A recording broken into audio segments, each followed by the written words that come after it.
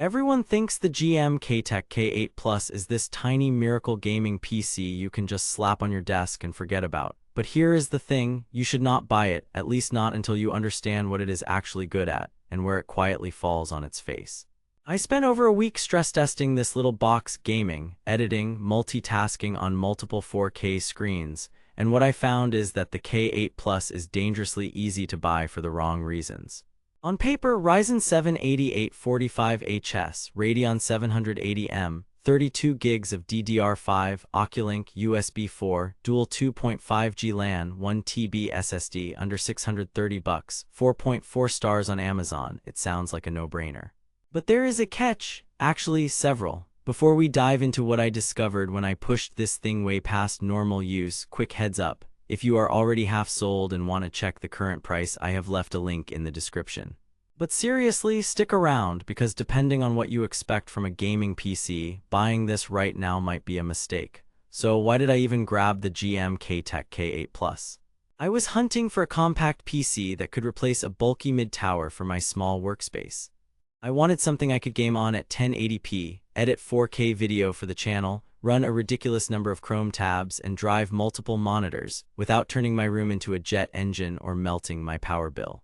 I had already tried a couple of budget mini PCs before. One choked the moment I dropped a 4K timeline on it, another claimed it was for gaming but could barely handle esports titles at low settings. So when I saw the K8 Plus flaunting an AMD Ryzen 7 8845HS, 8 cores, 16 threads, up to 5.1 GHz, Radeon 780M graphics, 32 GB of DDR5, 5600 MHz, a 1 TB PCIe 4.0 SSD, plus Oculink for external GPUs. Yeah, my expectations were sky high. But so was my skepticism.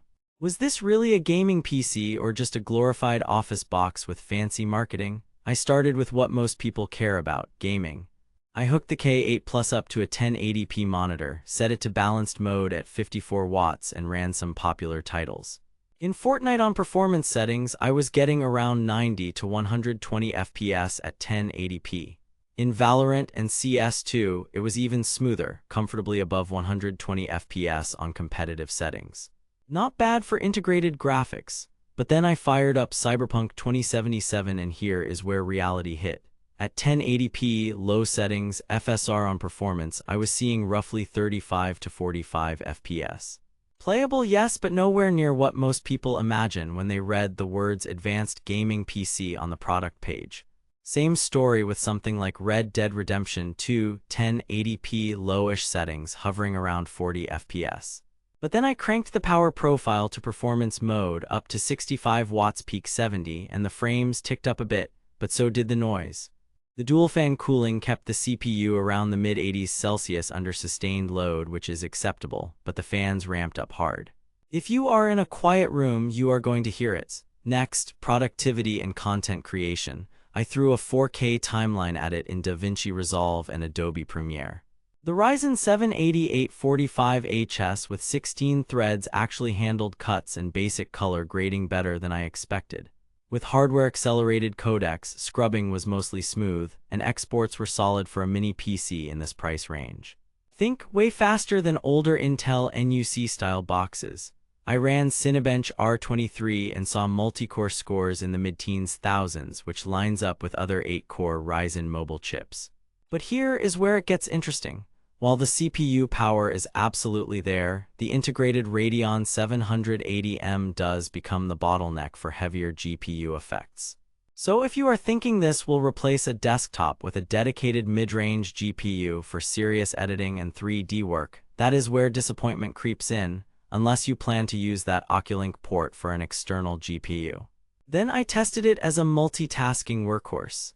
I connected 3 monitors, 2 via the USB 4 ports and 1 via HDMI 2.1, all running at 4K.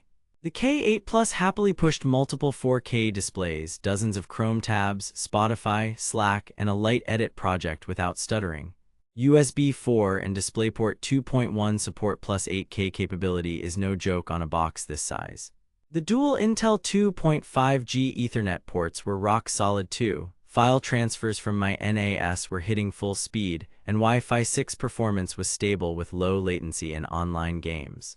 But then I noticed something. In performance mode with all displays active and a game running on one screen, the mini PC got noticeably louder, and occasionally you could feel performance dips as thermals caught up during long sessions. The big revelation for me came when I compared this to what people think they are getting. Everyone sees Ryzen 7 8845HS, Radeon 780M, AI NPU, 32 GB of RAM, 1 TB SSD, Oculink, and assumes it is a full desktop replacement for any kind of gaming. That is the trap. The truth is, the K8 Plus is insanely good for what it is, a high-end integrated graphics mini PC, but it is not a magic box. If you expect RTX 4060 level performance, you will hate this thing. If you buy it thinking Cyberpunk will run at ultra with ray tracing, you are going to be in for a rude awakening. However, if you understand that most modern AAA games will be 1080p low to medium, 30 to 60 FPS with some tweaking, and that esports titles will fly, suddenly it makes a lot more sense. I also dug into the AI side. The 8845HS has an NPU for local AI workloads, Windows Studio effects, and Copilot type stuff. For most people, that is a nice bonus, not a killer feature. It did help with background blur and eye contact features in video calls without hammering the CPU, but it is not the reason to buy the K8 Plus. The upgradability, on the other hand, is legit. Dual-channel DDR5 up to 128 GB, storage expandable up to 8 TB, and that Oculink port if you want to hook up an external GPU and turn this into a real gaming beast down the line. Now that you know where the GMKtec K8 Plus shines and where it absolutely does not, here is the move. If this fits your use case, grab it while the price is still around that $629.99 mark and before stock or deals shift. I have dropped a link in the description so you can check the latest price and any discounts, but make sure you are getting it for the right reasons. Bottom line, you should not buy the GMKtec K8 Plus if you are expecting a tiny box that replaces a full-blown desktop gaming rig with a dedicated GPU. You will be disappointed. But if you want a powerful, compact mini PC for 1080p gaming with reasonable settings, serious multitasking, light to moderate 4K editing, multi-monitor productivity, and even the option to add an external GPU later, then it is actually one of the best values in its class. For casual and competitive gamers, students, content creators on a budget, and anyone tired of a giant tower on their desk, the K8 Plus is a smart buy. Just remember, it is a mini PC with big strengths, not a miracle box.